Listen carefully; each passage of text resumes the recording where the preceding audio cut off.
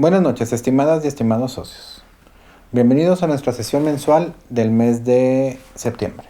El día de hoy tenemos como primera instancia la invitación a nuestro congreso virtual que a celebrarse la segunda quincena del mes de septiembre.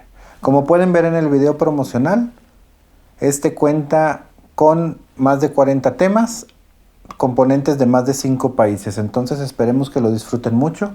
Y desde luego que para nuestros socios es gratis, incluida la constancia de la universidad. Les llegará la clave de acceso a sus correos. Como segunda parte tenemos nuestra sesión mensual, Prevención de la enfermedad renal crónica, a cargo de la doctora María Cecilia Olivo Gutiérrez. Ella es egresada de nuestra universidad con la especialidad en medicina interna y nefrología aquí mismo en el hospital universitario, y aparte ella cuenta con la maestría en gestión de sistemas de salud. Es una experta en el tema con amplia experiencia, tiene publicaciones en el mismo y esperemos les guste mucho la plática. Continuamos trabajando para ustedes. Buenas tardes, soy la doctora Mara Cecilia Olivo Gutiérrez. El día de hoy me toca presentar un tema sumamente importante, un tema que ha ido evolucionando de una forma bastante importante.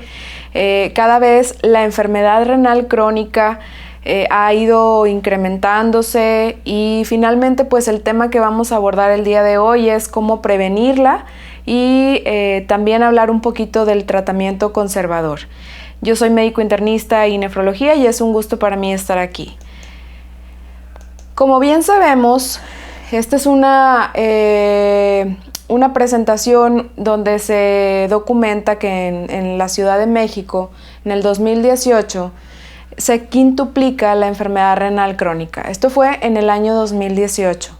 Mientras que en 1994 había alrededor de 140 pacientes en terapia de diálisis y hemodiálisis por cada millón de habitantes, actualmente se ha quintuplicado, pues hay aproximadamente 800 pacientes por cada millón de habitantes. Pero para poder seguir avanzando es muy importante identificar y definir la enfermedad renal crónica. Si bien sabemos, la enfermedad renal crónica es definida o se define como una alteración de la estructura del riñón o de la función presente durante al menos 3 meses que pueden implicar situaciones de salud. Y esto incluye principalmente daños que marcan o daño renal, como es albuminuria o proteinuria, como son anormalidades en el sedimento urinario, alteraciones hidroelectrolíticas y además también disminución de la tasa de filtrado glomerular. Entonces, si tenemos esto o estas implicaciones médicas durante al menos 3 meses, pues ya podemos catalogarlo como enfermedad renal crónica. Vemos en esta imagen cómo de forma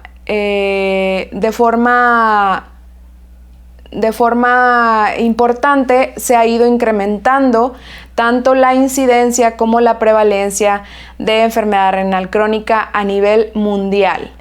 Y en esta otra imagen vemos cómo México, Jalisco ocupan de los primeros lugares en cuanto a la incidencia y también prevalencia de enfermedad renal crónica. Entonces, pues vemos cómo esto ha ido incrementándose a lo largo del tiempo y cómo y qué medidas, sobre todo, qué medidas preventivas podemos llegar a tomar para evitar que esto llegue a progresar como ha pasado, ¿verdad? A lo largo del tiempo. Entonces, pues bueno, básicamente importante conocer también que alrededor de 6.2 millones de mexicanos con diabetes presentan enfermedad renal crónica en sus distintas etapas y hasta el 98% de las personas con enfermedad renal crónica por diabetes se encuentran en etapas tempranas cuando la enfermedad renal crónica todavía es controlable y reversible.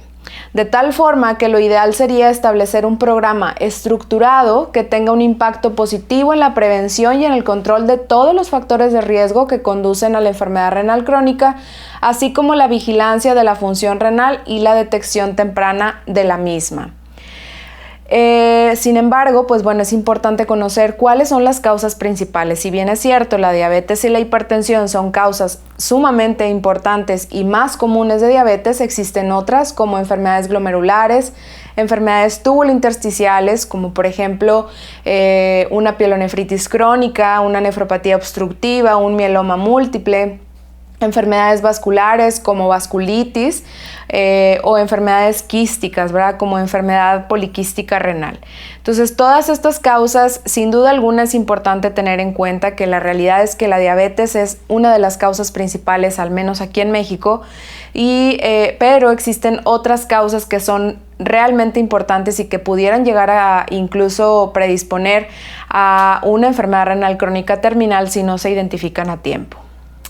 Entonces, para saber cuáles son o identificar los factores de riesgo, existen factores de riesgo no modificables y factores modificables. En cuanto a los no modificables, existe pues el grado de la función renal inicial, la raza, el sexo, la edad, el peso al nacimiento y otros factores genéticos que también pueden estar implicados. Existen también factores modificables, que es ahí donde nosotros nos corresponde intervenir para de alguna forma tratar de prevenir la enfermedad renal crónica o si bien ya está establecida, pues evitar a que progrese a enfermedad renal crónica terminal con necesidad de requerimiento de terapia de reemplazo renal. ¿Cuáles son estos factores modificables principalmente? Pues bueno, la proteinuria, la presión arterial elevada, el mal control glicémico en diabetes, el tabaquismo, la obesidad, el síndrome metabólico o la resistencia a la insulina, dislipidemia, anemia, factores metabólicos como la hiperuricemia o alteraciones en el control del calcio y fósforo y pues también como factor modificable es evitar el uso de nefrotóxicos. Entonces, importantísimo es identificarlos para estos factores de riesgo para una intervención terapéutica temprana. En aquellos pacientes con factores de riesgo que se han identificado, es importante la evaluación de la función renal anualmente y en aquellos pacientes o en aquellas personas que se han identificado factores de riesgo modificables, pues bueno, el objetivo principal es evitar, retrasar o disminuir la progresión de la enfermedad renal crónica. Entonces, a todo paciente que nosotros veamos en la consulta, se debe interrogar siempre por factores de riesgo para enfermedad renal crónica. Sin embargo, también existen factores de riesgo que se relacionan con el inicio y la progresión de la enfermedad renal crónica. Los factores de inicio prácticamente ya los mencionamos en la diapositiva previa, pero en los factores de progresión es importante identificar la edad. Sí, es mucho mayor o predisponen a mayor posibilidad de enfermedad renal crónica que el paciente adulto mayor, el género masculino, la raza, la predisposición genética, el descontrol de presión arterial, el pobre control glicémico, la proteinuria. Este es uno de los factores más importantes en la progresión de la enfermedad renal crónica, enfermedades cardiovasculares, dislipidemia, tabaquismo, obesidad y bueno, también estos ya los hemos identificado, los hemos mencionado como la hiperuricemia, estatus socioeconómico bajo, entre otras. ¿Qué sucede en el paciente que tiene enfermedad renal crónica? Si bien es cierto, la producción de citoquinas o citocinas es importantísimo en este proceso de la enfermedad. Esto provoca que el macrófago que está, digamos, con alteraciones por la uremia, aumenta las citocinas proinflamatorias y disminuye las antiinflamatorias, de tal forma que trae como consecuencia pues un aumento en la resistencia de la insulina, un aumento en los reactantes de fase aguda, un aumento en los radicales libres, disminución del apetito. A nivel muscular tiene como consecuencia un aumento en la disfunción endotelial, un aumento en la adhesión de los monocitos y pues bueno, también aumento en la proliferación de las células musculares lisas, aumento del catabolismo de los músculos y pues bueno, a nivel del hueso, aumento de la remodelación ósea. Entonces, importante identificar cuando el paciente tiene enfermedad renal crónica, más propenso también a infecciones, pudiéramos catalogar que es un paciente hasta cierto punto con inmunodeprimido, de tal forma que bueno, tenemos que tener precauciones e identificar cuáles son todos los factores de riesgo que pudiéramos llegar a modificar para mejorar la calidad de vida del paciente. También, hablando específicamente de la enfermedad renal crónica, importante conocer la tasa de filtrado glomerular, que si bien es cierto existen muchísimas fórmulas que actualmente se emplean, pues es importante que sepamos que la creatinina plasmática es el marcador más usado para determinar la tasa de filtrado glomerular. Esta es una molécula pequeña, se filtra libremente y no se absorbe en los túbulos. Se secreta principalmente en el túbulo proximal de tal forma que puede sobreestimar la tasa de filtrado glomerular. Existen otras como es la Cockcroft-Gaul, la MDRD, la CKD-EPI, que esta es más precisa y sensible que la MDRD, sobre todo en pacientes que tienen una tasa de filtrado glomerular mayor de 60 mililitros por minuto. La depuración de creatinina en orina de 24 horas es otro método para medir la tasa de filtrado glomerular de formas con cierta certeza, pero hay que tener en cuenta en pacientes que tienen desnutrición severa, obesidad o pérdida de la masa muscular, donde el diagnóstico o la tasa de filtrado glomerular puede estar infraestimada. La cistatina C, esta también es más precisa y la medición nos ayuda para el pronóstico, en cuyos niveles, por ejemplo, de los pacientes que tienen niveles de creatinina están en el extremo superior del rango normal, pero no reemplaza de ninguna forma las mediciones de la tasa de filtrado glomerular estimadas para la mayoría de los fines clínicos. Los grados de enfermedad renal crónica, aquí es una imagen que explica perfectamente cómo dividimos a la enfermedad renal crónica, de tal forma que tenemos el grado del grado 1 al grado 5, dividiéndose el grado 3 en dos, grado 3A y grado 3B, sobre todo hablando por la tasa de filtrado glomerular. El grado 1 tiene una tasa de filtrado glomerular más de 90 mililitros por minuto, siendo o llevando hasta el grado 5 aquel paciente donde tiene mayor riesgo de requerir terapia de reemplazo renal, pues una tasa de filtrado menor de 15 mililitros por minuto. Acá de la otra parte de la imagen se observa el grado de albuminuria. Si es normal, es menos de 30 miligramos por gramo. Si es moderada, es de 30 a 300 miligramos por gramo, y si es severa, mayor de 300 miligramos por gramo. ¿Qué indican los colores? Pues bueno, básicamente el grado de morbimortalidad que puede llegar a tener un paciente, de tal forma que podemos ver en esta imagen la importancia de identificar si el paciente tiene microalbuminuria o proteinuria para poder saber el pronóstico de la enfermedad renal crónica en cada paciente en particular. Entre mayor proteinuria se tenga, mayor riesgo de mortalidad en el paciente. Y esto lo podemos ver en esta gráfica, donde incluso habla acerca de los predictores de enfermedad cardiovascular y mortalidad en aquel paciente con enfermedad renal crónica. Conforme vemos un aumento en la proteinuria, el grado de mortalidad global puede llegar a incrementarse. Así también a nivel cardiovascular aumenta el riesgo mientras aumente más la proteinuria. Entonces, además que la microalbuminuria pues se asocia también a una disfunción endotelial muy importante.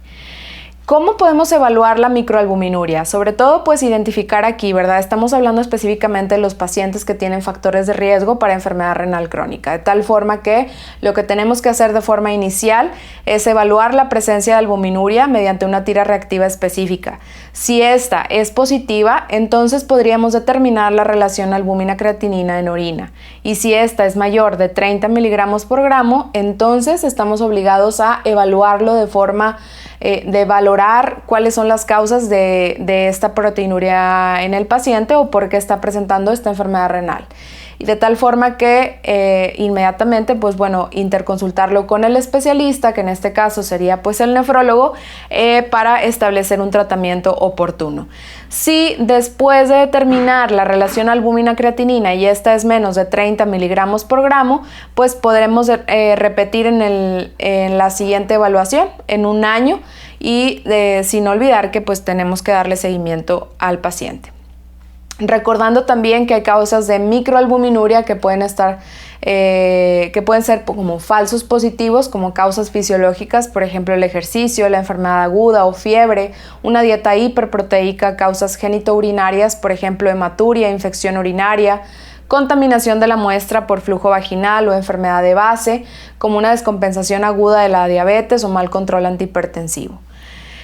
Entonces, aquí hablamos específicamente de la progresión de la enfermedad renal, ¿verdad? De primera instancia tenemos cuando el paciente tiene una tasa de filtrado glomerular, que ya tiene datos de enfermedad renal crónica, pero tenemos una tasa de filtrado glomerular arriba de 90 mililitros por minuto, pues es importante identificar los factores de riesgo. Si estos no se identifican y dejamos avanzar la enfermedad, pues los factores de riesgo van a ir incrementándose, lo que conlleva a complicaciones. Todavía en este punto la enfermedad renal puede llegar a ser reversible. Sin embargo, si esto no sucede o si no implementamos medidas preventivas en este punto, existe ya un daño, puede llegar a suceder un daño renal. Pues bueno, se hace mediante el diagnóstico pertinente, mediante todos los estudios o abordaje de la enfermedad renal. Se instaura o se da un tratamiento, se tratan las comorbilidades y para tratar de disminuir el riesgo de progresión. Cuando esto no se hace, ¿verdad? Pues lo que conlleva es una disminución de la tasa de filtrado glomerular, donde aquí ya prácticamente estamos tratando complicaciones de la enfermedad renal. Si esto finalmente puede llegar a provocar un daño renal severo, donde ya el paciente pues requiere terapia de reemplazo renal y esto pues bueno, una disminución de la calidad de vida con el riesgo de muerte también.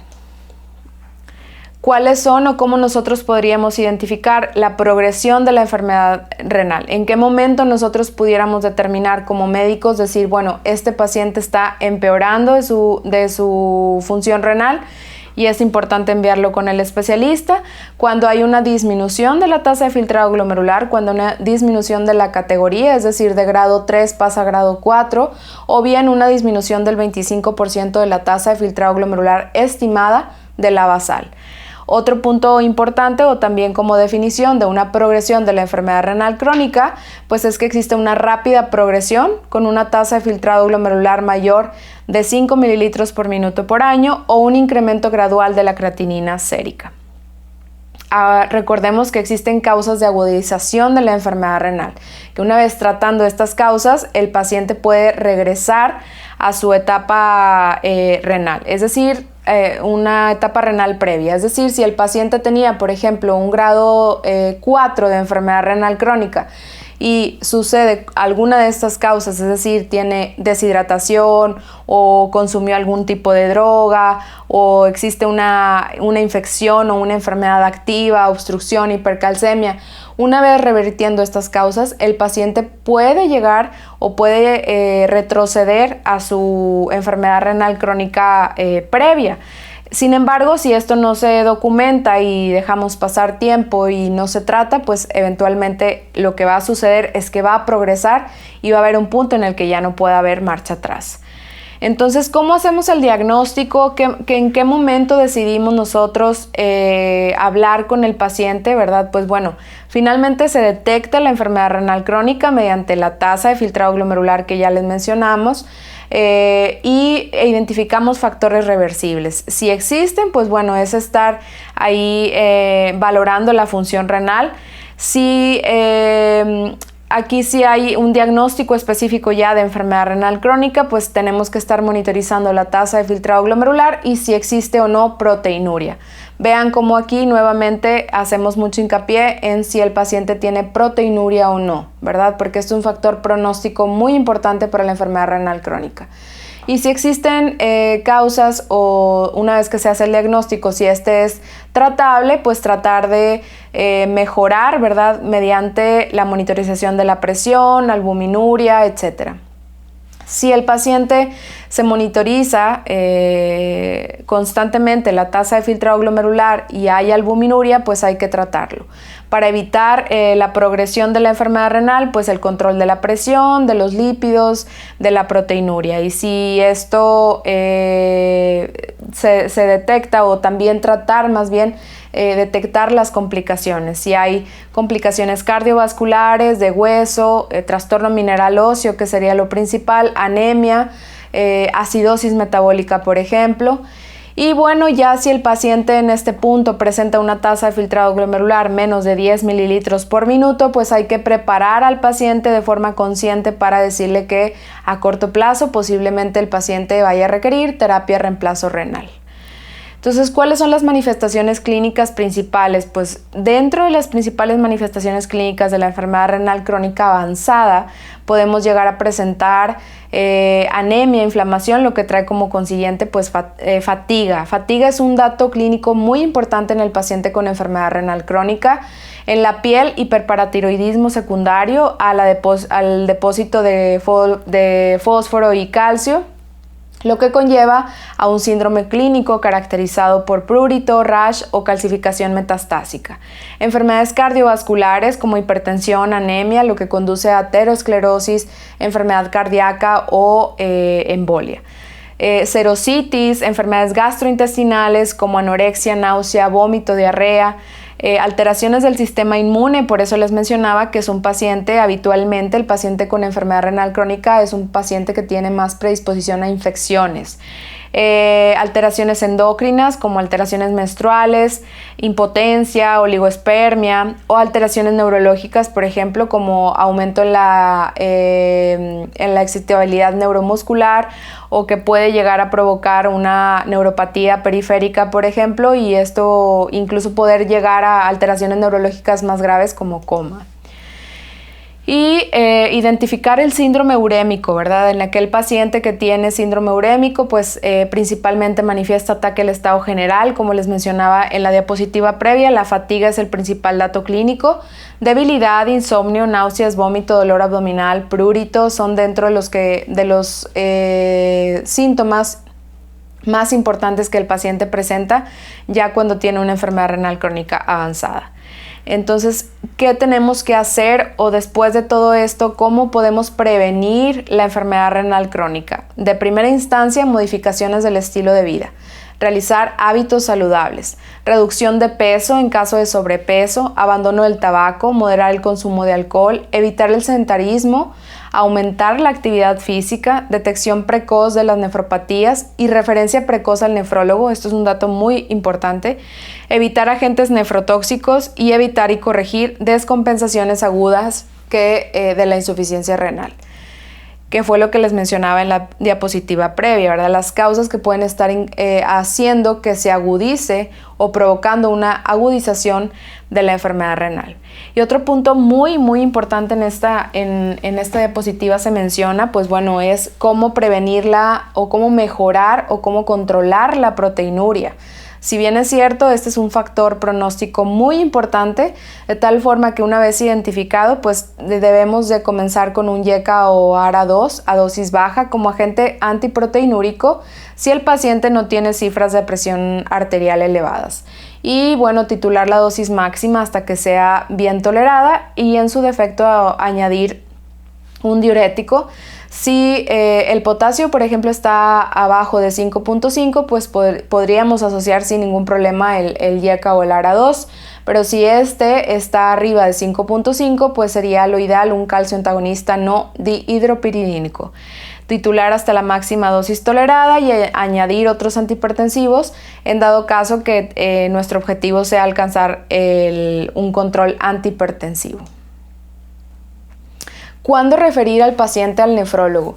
Esto es bien importante porque sí se ha documentado que entre mayor prontitud o entre más rápido el paciente acuda con el nefrólogo, pues él establecerá las medidas necesarias para evitar la progresión de la enfermedad renal crónica. Cuando exista una lesión renal aguda o una disminución abrupta de la tasa de filtrado glomerular, cuando exista una progresión de enfermedad renal crónica, cuando la tasa de filtrado glomerular sea menor de 30 mililitros por minuto y exista también albuminuria o incluso esté abajo o esté en 40 mililitros por minuto, pero que ya tengamos albuminuria, pues también es una indicación de referir al nefrólogo. Presencia de cilindros, más de 20 eritros en el examen general de orina, enfermedad renal crónica, hipertensión refractaria, persistencia de alteraciones en el potasio o nefrolitiasis recurrente. Entonces, pues bueno, estos puntos es importante identificarlos, puesto que una vez que se refieren al nefrólogo, sí disminuye mucho la mortalidad estadísticamente de forma significativa en cuestión del tratamiento que el nefrólogo da. Además de esto, pues todo esto para tratar de prevenir, bueno, una cosa es prevenir y otra es limitar la progresión de la enfermedad renal crónica cuando esta ya está documentada, pues es el control de la hipertensión, la dieta, el control glicémico, anemia, trastorno mineral óseo, acidosis metabólica y otros factores a considerar que veremos más adelante. Teniendo el control de todas estas, digamos, hasta cierto punto complicaciones que pueden llegar a suceder en el paciente con enfermedad renal crónica, pudiéramos entonces limitar la progresión de daño. Entonces en esta imagen vemos cómo las complicaciones se pueden llegar a presentar con mayor frecuencia dependiendo la tasa de filtrado glomerular. Entre más alterado esté ese riñón, pues mayor tasa de complicaciones van a existir.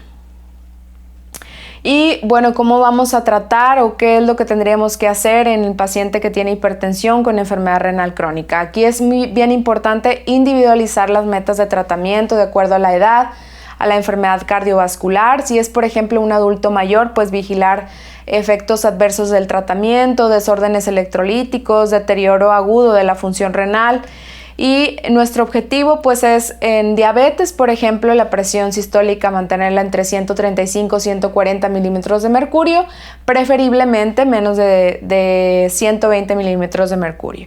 La enfermedad renal crónica con hipertensión se considera como meta entre 130-85, 140-85 y aunque ahorita las guías pues son un poco menos flexibles en cuestión del control de la presión, y la disminución de la presión arterial menos de 130-80 no va a reducir más la pérdida de la tasa de filtrado glomerular.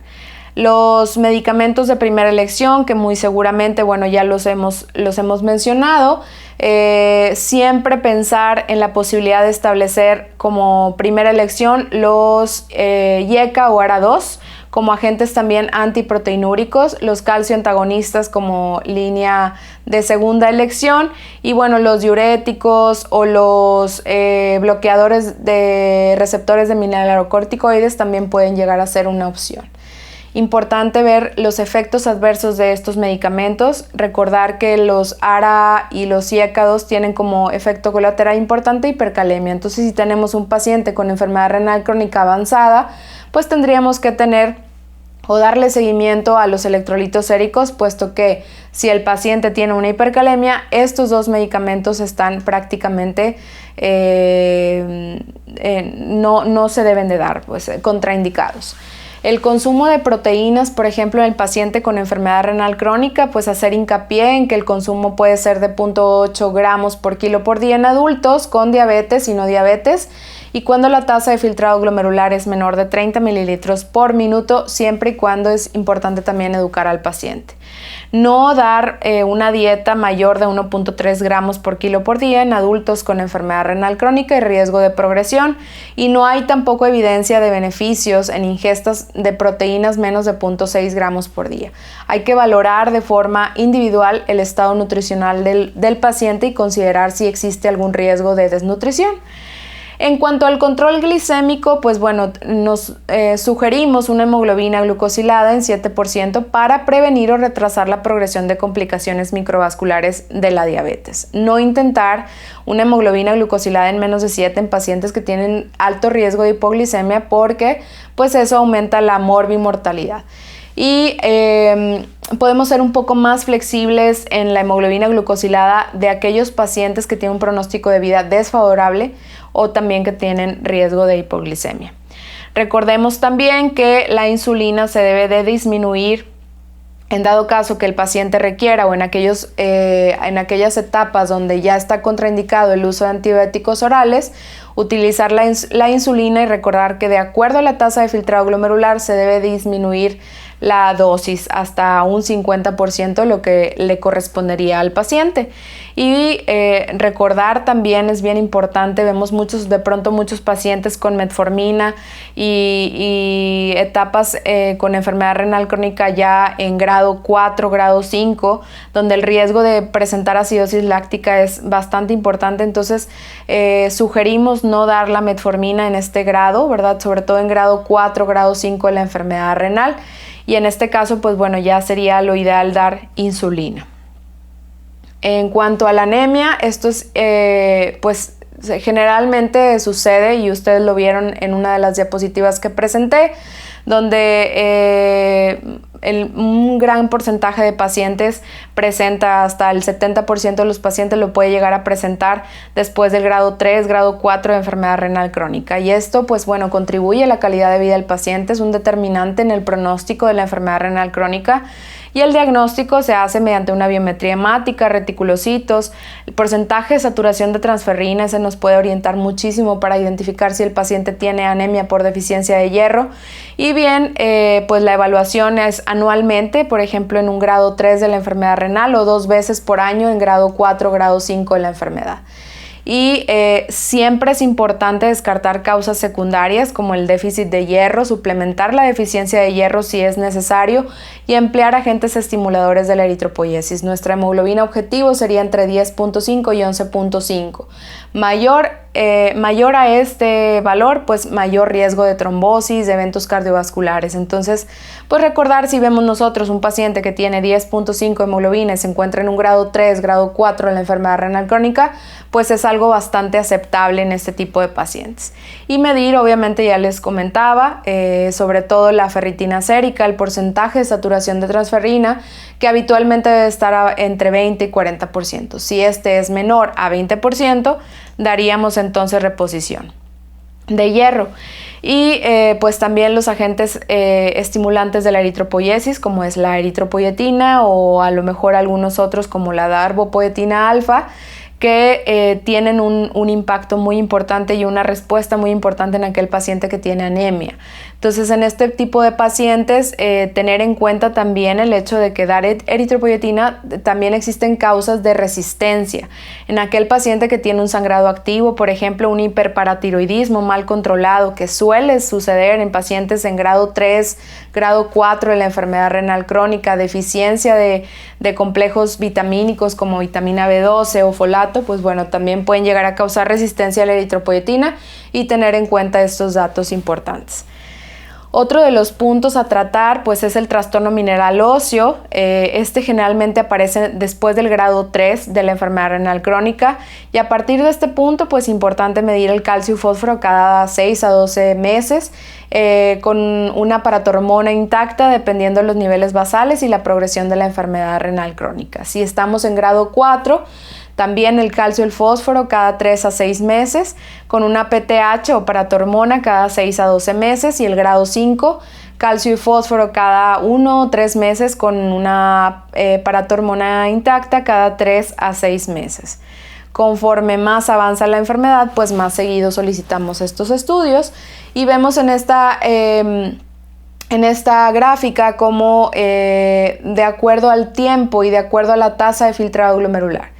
Entre más tiempo exista, entre más tiempo haya pasado el paciente con enfermedad renal crónica y menor sea la tasa de filtrado glomerular, mayor será la presencia de aumento de la PTH y el calcio disminuirá, el fósforo va a ir incrementándose de tal forma que, bueno, sobre todo es importante valorar aquí la PTH porque es la que nos va a dar los parámetros para identificar si damos tratamiento o solo observación. tener en cuenta el hecho de que los pacientes pueden llegar a tener complicaciones importantes si no se trata estas alteraciones de calcio, fósforo, PTH. Entre ellas, pues bueno, la osteodistrofia renal y calcificaciones extraesqueléticas, osteitis fibrosa, osteomalacia, enfermedad ósea dinámica, que es una de las más frecuentes encontradas en un paciente con hiperparatiroidismo secundario a enfermedad renal, y la enfermedad ósea mixta. Importante corregir el fósforo, corregir lo que es el fósforo, medir la PTH, mantener el fósforo siempre menos de 5.5. Pacientes con fósforo arriba de 6.5, pues podríamos dar clorhidrato de sevelamer, por ejemplo. Y dar calcitriol, aunque pues este puede suprimir el desarrollo de hiperparatiroidismo, sin embargo también aumenta la absorción de calcio y de fosfatos en el intestino. No hay que darlo en pacientes que tienen niveles elevados de fósforo. Y la vitamina D, pues bueno, un nivel bajo de 25 hidroxivitamina D3 es frecuente en pacientes con enfermedad renal crónica, y esta está asociada a un aumento en la morbimortalidad. La acidosis en la enfermedad renal crónica es importante saber conocerla. No entraremos en detalle de cómo tratarlo. Podemos dar, a grosso modo les puedo decir que se puede dar bicarbonato por medio de tabletas, 650 miligramos cada 2 a 3 veces al día. Y lo ideal siempre es mantener el bicarbonato sérico arriba de 22. Entre más bajo esté, es decir, si está abajo de 17 o mayor de 27, tienen mayor riesgo de mortalidad los pacientes. Y aquí vemos las tabletas de bicarbonato de sodio que se pueden dar como tratamiento para la acidosis del paciente. Otros factores que son importantes a considerar, pues bueno, es el consumo de sal, que esto se recomienda menos de 2 gramos por día, agua libre de sodio. En la hiperuricemia no hay suficiente evidencia, sin embargo se sugiere que los niveles de ácido úrico sean menor de 7 miligramos por decilitro, y modificaciones del estilo de vida, que esto lo hemos visto desde el inicio de la clase, ¿verdad? 30 minutos de ejercicio por 5 días a la semana, tener un índice de masa corporal de 20 a 25 principalmente, y suspender el tabaquismo. Entonces, bueno, ¿cuál es el pronóstico? Debido a que la tasa de pérdida de la función renal varía ampliamente, es fundamental siempre calcular la tasa de filtrado glomerular. Si la creatinina sérica permanece sin cambios después de 4 meses de darle seguimiento al paciente, esto puede determinar que el tratamiento implementado ha disminuido la progresión de la enfermedad renal crónica. Medición de albuminuria, esto nos determina mucho el pronóstico. Si hay microalbuminuria persistente y albuminuria, pues se asocia con un mayor riesgo de enfermedad cardiovascular y una pérdida más rápida de la función renal. El pronóstico, pues bueno, aunque los datos de la población son de valor limitado para el paciente con enfermedad renal crónica, los estudios epidemiológicos indican que hasta 1/3 de los pacientes con etapa 4 progresará a enfermedad renal crónica terminal dentro de los siguientes 3 años. Entonces es importante y también saber cuándo hay que referir al paciente o decirle que es ya candidato a terapia sustitutiva como hemodiálisis, diálisis o trasplante renal. Cuando la tasa de filtrado glomerular esté menos de 10 mililitros por minuto, informar al paciente sobre el tratamiento y obviamente pues saber que la frecuencia de las complicaciones aumentan bruscamente cuando se inicia la diálisis de forma urgente. Si bien es cierto, aquí en México pues es a veces difícil, ¿verdad? Porque el paciente no tiene o no cuenta con el recurso económico para poder iniciar la terapia de reemplazo renal, específicamente hablando de cuando ya tiene una tasa de filtrado glomerular menos de 10. Entonces, habitualmente el paciente inicia la terapia de reemplazo renal cuando ya empieza a presentar síntomas de uremia. Y bueno, importante también saber que no utilizar los nefrotóxicos. La enfermedad renal crónica o una de las causas de enfermedad renal crónica puede ser también el consumo de analgésicos, de antibióticos, de productos naturistas. Entonces, pues bueno, es importante hacer mucho hincapié en que aquel paciente, una vez que se documenta la enfermedad renal crónica, evitar este tipo de productos y de medicamentos para evitar también que llegue a progresar la enfermedad renal. Agradezco mucho esta oportunidad para esta presentación y dejo aquí mi mail por si alguien tiene alguna duda, alguna sugerencia o algún comentario. Entonces, muchísimas gracias y pues nos estamos viendo. Hasta pronto.